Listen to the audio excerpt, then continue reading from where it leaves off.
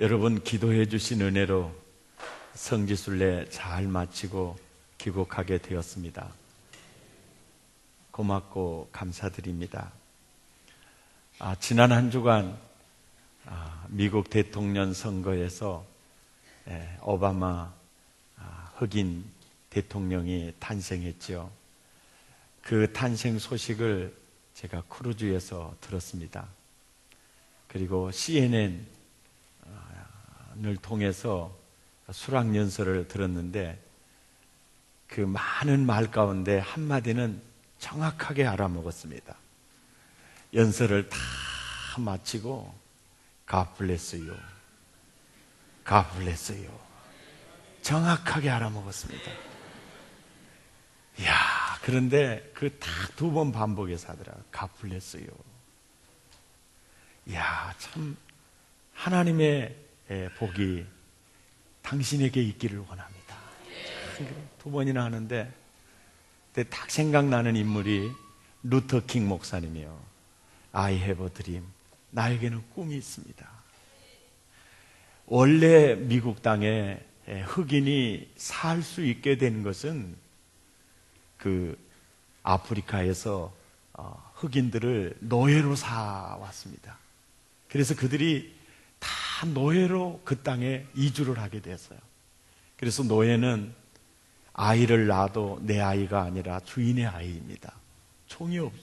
그러니까 노예는 자기 소유가 없어요. 자기는 존재하지 않아요.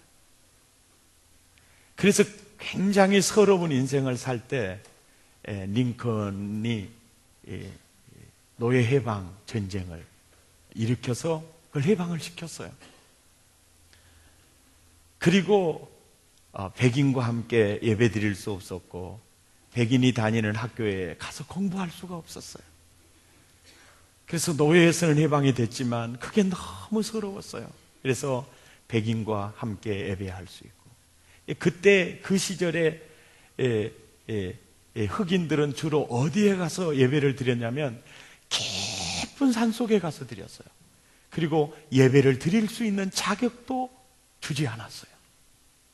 그런데 그들이 어떻게 복음을 알고 깊은 산속에 가서 마음껏 찬양해도 이렇게 들키지 않을 정도로, 그들이 불렀던 노래가 우리 찬송가에도 있어요. 그 누가 나의 괴로움 알며 그 누가 슬픔 알까, 주밖에 누가 알아주랴, 영광 할렐루야. 그러던 시절이 있었어요. 함께 예배할 수 없고 함께 가서 학교 같이 공부할 수 없고. 그런데 그 복음의 능력이 말이죠, 정말 만인을 평등하고 동등한 하나님의 형상대로 지음받은 창조물로서 당당하게, 아주 근소한 차이가 아니라 확실하게 그 흑인들의 볼에 흐르는 그 눈물의 의미, 저는 거기에서 복음의 능력이라고 생각했어요. 필경은 위에서부터 성신을 부어주시리니 광야가 아름다운 밭이 되며 아름다운 밭은 살림으로 여기게 되리라. 그때에 공의가 광야에 거하며 정의가 아름다운 밭에 있으리라. 사회 정의가 실현이 되는 행복한 주간이었어요. 그러면서 생각되는 게, 인생은 꿈대로 된다. 참 인생은 말대로 된다. 반드시 그 꿈을 심고 말을 심으면 그 열매가 맺혀진다. 이번에 성지순례가요, 크루즈라고 해서 이번에 제가 갔습니다, 실은. 그래가지고 인천공항에 도착하자마자 제가 속았다는 것을 느꼈습니다. 이야, 700명이 끊이 때마다 밥을 어떻게 먹으며, 이게 이제 상상이 안 되는 거예요. 이야, 속았구나. 아니사까 비행기에서 하룻밤 자고, 삼류 호텔에서 6밤을 자고, 크루즈에서 4밤을 잤는데, 크루즈에 4밤 자는 것도 엔진 소리가 펑펑펑펑 하니까요, 대급박이 들럭들럭.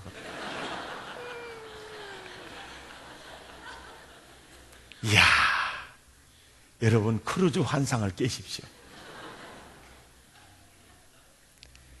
크루즈를 타고 밤모섬을 가니까 편하기는 하는데 꼭 내가 느낀 느낌이 고아도 갔다 온 느낌이야.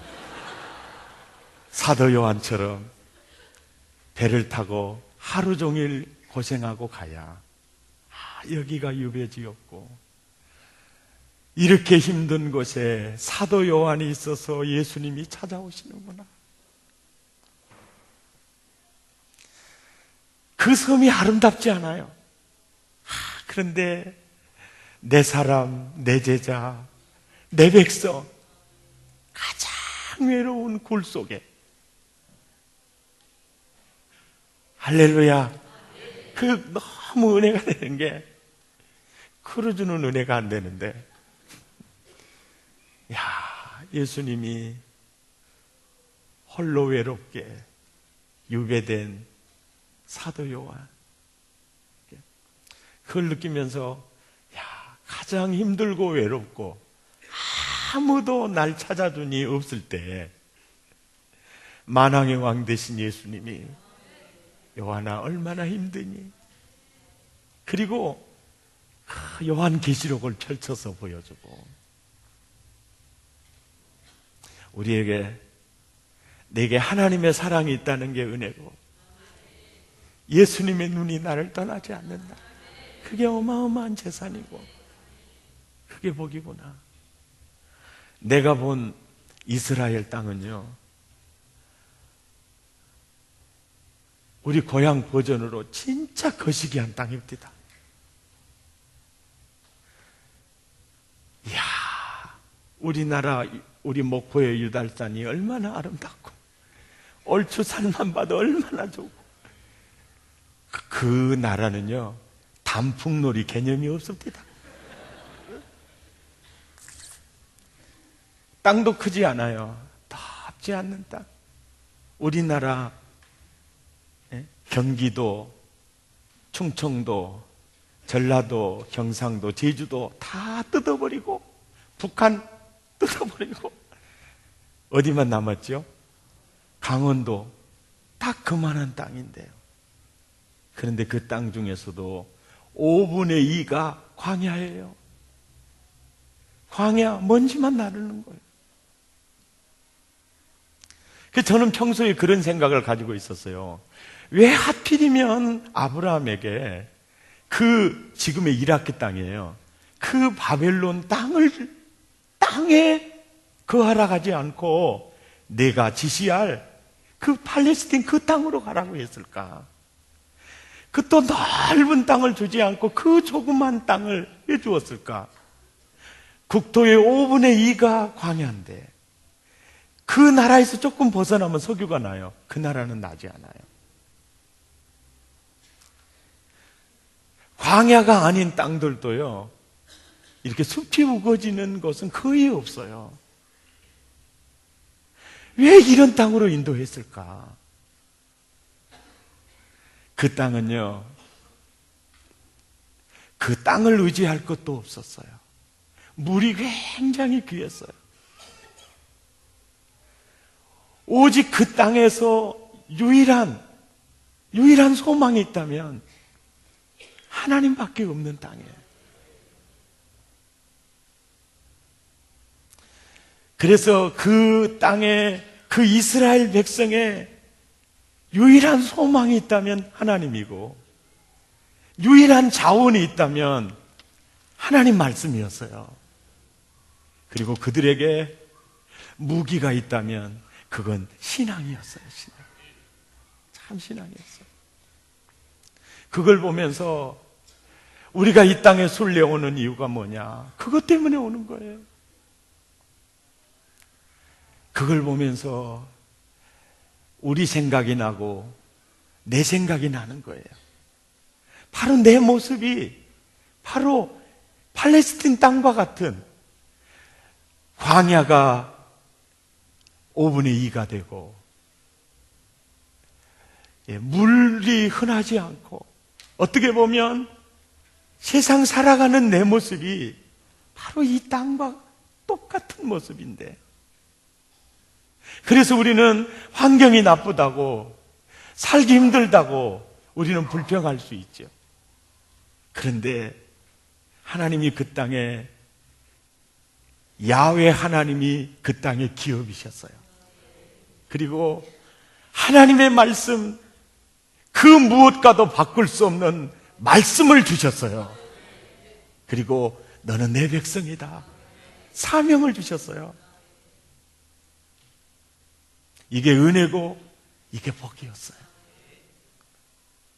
그래서 그 이스라엘 땅 너무너무 작고 지하자원도 나오지 않고 석유도 나오지 않고, 그리고 그 땅이 얼마나 위험한 땅이냐면요, 북쪽으로는 시리아, 바벨론, 남쪽으로는 당시의 애굽이에요. 그리고 북쪽으로는 메소포타미아 문명, 남쪽으로는 애굽, 그 문명이 발상지. 그래서 서로 강대국 간의 대결에 딱 그 땅이 길목에 놓여 있었어요. 그러니까 그 땅은 언제나 전쟁의 위협 속에서 살았어요. 그 모습을 보면서 바로 그 모습이 나의 모습이에요. 긴장하지 않으면 살 수 없고, 언제나 바람 잘 날 없는 외부의 충격과 그 속에서 살아야 하는 긴장 속에서, 거기에서 그 민족의 방패가 하나님이셨고 그 민족의 피난처가 하나님이셨듯이, 오늘 이 시대를 살아가는 나와 여러분도 방패가 하나님이고 피난처가 하나님이고, 환경은 너무 안 좋지만 하나님이 그들과 함께 계시듯이 하나님이 나와 함께 계시고, 하나님이 그 민족에게 메시아를 약속하셨듯이 우리에게 복음을 전하는 비전과 사명을 주셨고, 그 땅은 별 볼품 없는 땅이지만 하나님이 그 땅을 쓰셨기 때문에 귀한 땅이 되었고, 오늘 인생의 나도 남들이 보기에는 화려하게 보이지 않지만 내 인생에게 주님이 계시기 때문에, 하나님이 계시기 때문에, 사명이 있기 때문에 소중한 땅이고 소중한 인생인 것을 느끼면서 돌아왔습니다.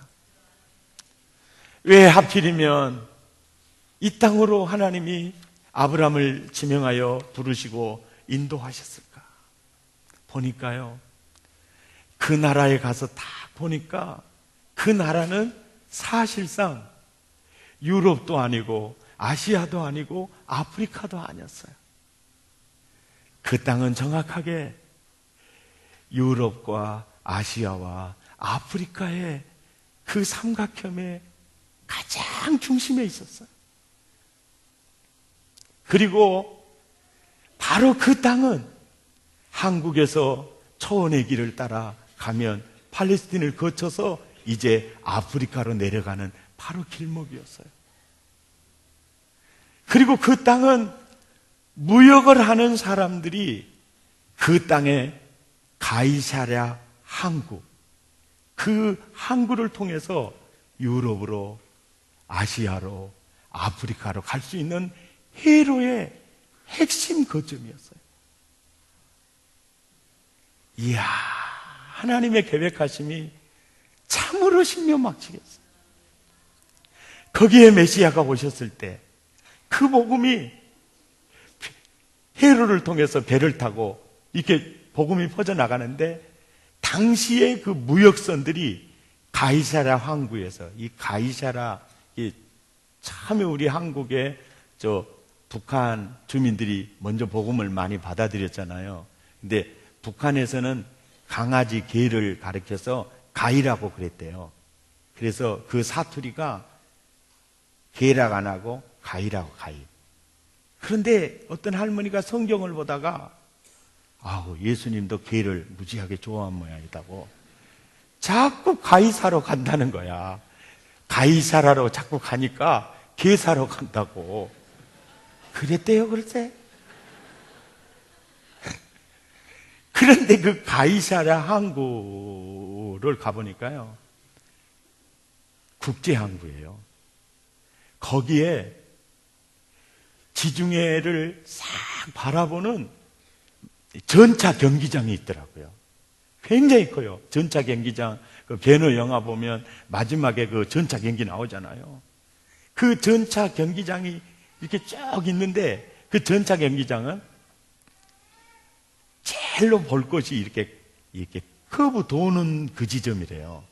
바로 그 지점 옆에 헤롯 궁전이 있더라고요. 그래서 헤롯이 그 전차 경기를 자기 방에서 보는 거예요. 자기 방에서 보면서 커브를 돌면서 이 전차가 넘어지면서 사람이 피 흘리고 죽잖아요. 그걸 즐겼더라고요.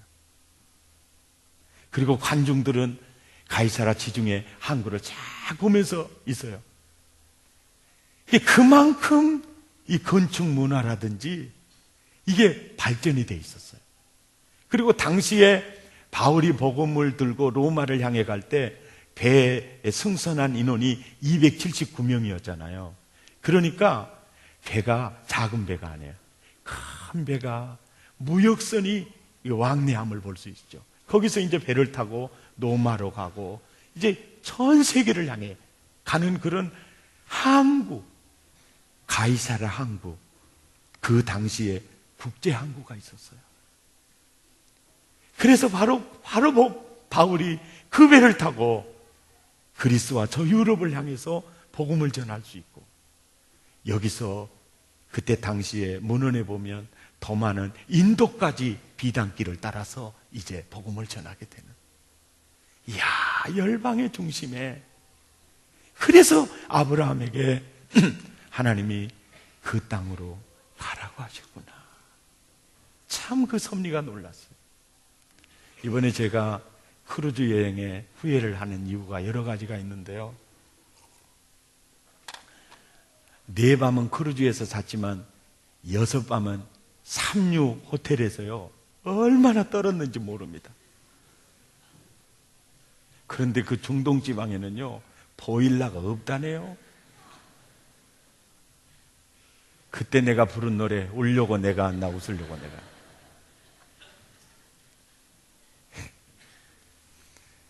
크루즈 타는 날 하루는요 크루즈 타는데 다 버리고요, 크루즈 내릴 때는요 또 하루를 또 버렸습니다. 그게 수속이 보통 복잡한 게 아니에요.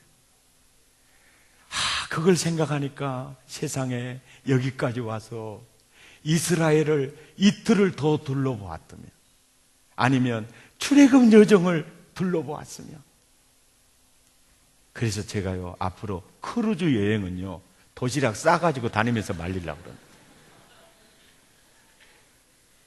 그리고 성지순례는 절대 사람 많이 가면 안 되겠더라고요. 100m 달리는 심정으로 가가지고 뛰어가야 가이드 메시지를 듣습니다. 여러분 700명이 움직인다고 봐요. 순례가 아니고 이건 수학여행이에요. 터키에서 밥 한 그릇 먹으려고요 식당 앞에서 덜덜덜 떨면서 1시간 기다렸다고요. 어떤 할아버지 목사님은 열받아갖고요,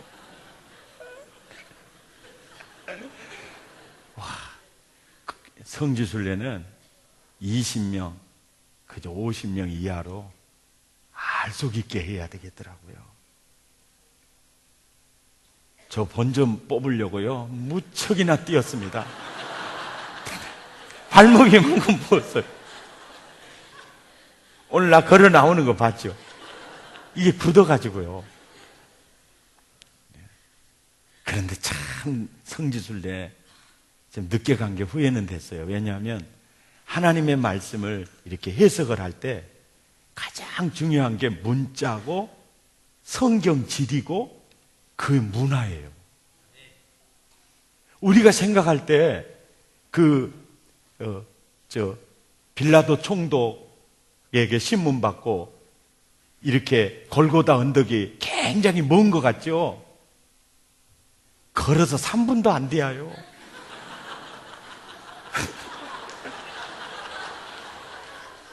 이게 제가 무슨 얘기 하려고 그런 얘기 하느냐면, 예수님의 부활 사건이 이런 총독 관저와 그런 그 대제사장이 지금 멀지가 않아요. 바로 걸어서 같은 동네예요. 그러니까 여기서 장의차 타고 한 40리 가는 게 아니에요. 걸어서 3분 거리에 예수님의 묘가 있어요. 거기 십자가 메고 골고다 올라가니까 힘들지, 건강한 사람이요, 뛰어가면 3분 5분이면 가요. 거기에서 뒷무덤이 있는 거예요. 로마 총독과 군병들이 몇 번 가서 확인할 수 있는 곳입니다. 예수님 부활하셨다. 저 깊은 산속에 묘가 있질 않았어요. 바로 거기 있었어요. 누구도 예수 부활에 대해서 부인할 수 없는 지점이었어요. 감람산에 가니까요, 돌로 묘를 엄청 써놨더라고요. 왜 그랬냐니까, 보기가 싫다고 그랬더니 메시아가 오면 부활한다고 여기다 썼대. 그래서 저 묘 하나에 얼마만 쓴다니까 한국 돈으로 5천만 원이래요. 돈이 썩었습니다.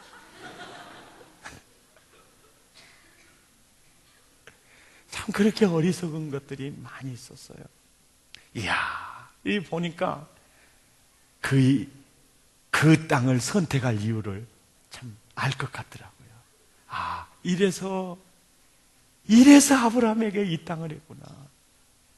유럽과 아시아와 아프리카에 딱 지점이고 지중해를 끼고 있는 해상의 교통의 요충지, 그리고 메시아가 임할 그때 당시에 이 건축 문화를 보니까 집이요, 그때 우리 한국은 이 토담집 짓고 살았는데, 와, 보통이 넘어요. 집 바닥이요, 요즘 우리는 대리석으로 이렇게 깔잖아요. 거기는 아주 두껍게 쫙 깔아놨더라고요.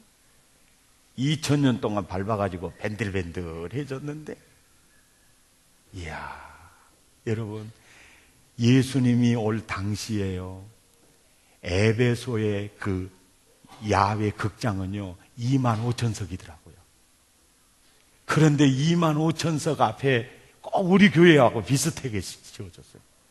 거기서 소리를 지르면요 끝에 사람이 그대로 들리는 거예요. 그것도 바닷바람이 싹 불어줘요. 그걸 방향을 맞췄어요. 그러니까 내 뒤에서 바람이 싹 불면 내가 살살 얘기해도 다 그 사람들의 귓구멍으로 들어간다네요. 그래서 그 25,000명의 극장에 그걸 따라서 그 시대의 인구를 30만으로 본 거예요. 역사적으로 어두운 시절이 아니었어요. 메시아를 보낼 때 1세기 초반 말이죠. 그때 알렉산더 대왕을 통해서 헬라 정복을 통해서 전부 목숨 걸고 전부 다 헬라 말을 쓰도록 언어 통일을 시켰어요. 나중에는 로마가 그쪽을 다스리면서 모든 길은 로마로부터 길을 다 닦아놨어요. 그때 정확한 때 메시아가 오신 거예요. 그래 그 복음이 순식간에 바울을 통해서 유럽까지 쫙 뻗쳐나가는 거예요. 당시에 그리스와 터키, 이번에 제가 이스라엘 갔다 오고 터키, 그리스 갔다 왔는데요, 거기에 옛날에 그 신전들, 주로 아테네 신전, 여신상들, 완전히 그 도시와 지역을 다스리고 있어요.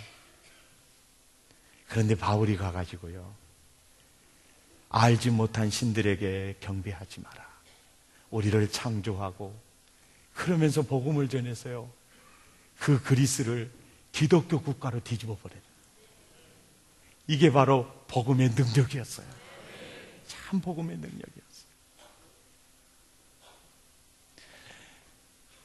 초대교회와 초기교회는 달라요. 초대교회는 사도 바울들이, 이 사도들이 전했던 그런 교회들은요, 예배당 건물 흔적 아무것도 남기는 게 없어요.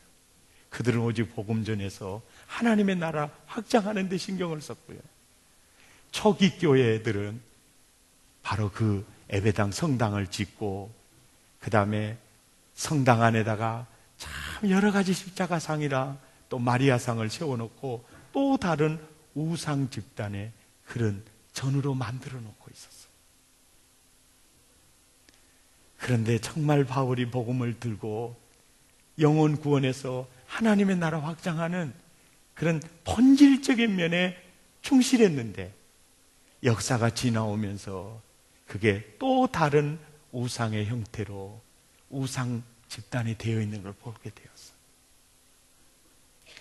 그러면서 깨달은 게, 참 우리 한국에 정말 복음주의적인 선교사님들이 들어와서요, 나에게 이 복음을 전해주고 이 복음을 열방을 향해서 나갈 수 있는 은혜를, 그런 역사적 선상에 서서 내가 있다고 생각할 때, 오늘 이 시대의 베드로와 바울은 바로 여러분이라는 사실이고, 바로 나라는 사실이고, 그 시대에 그들을 쓰신 주님이 오늘 이 시대에 나와 여러분을 쓰고 있다는 사실. 열방을 향해서 정말 선교해야 되겠고, 이런 마음을 많이 주시더라고요. 오늘 설교 받은 은혜 그냥 나누었습니다.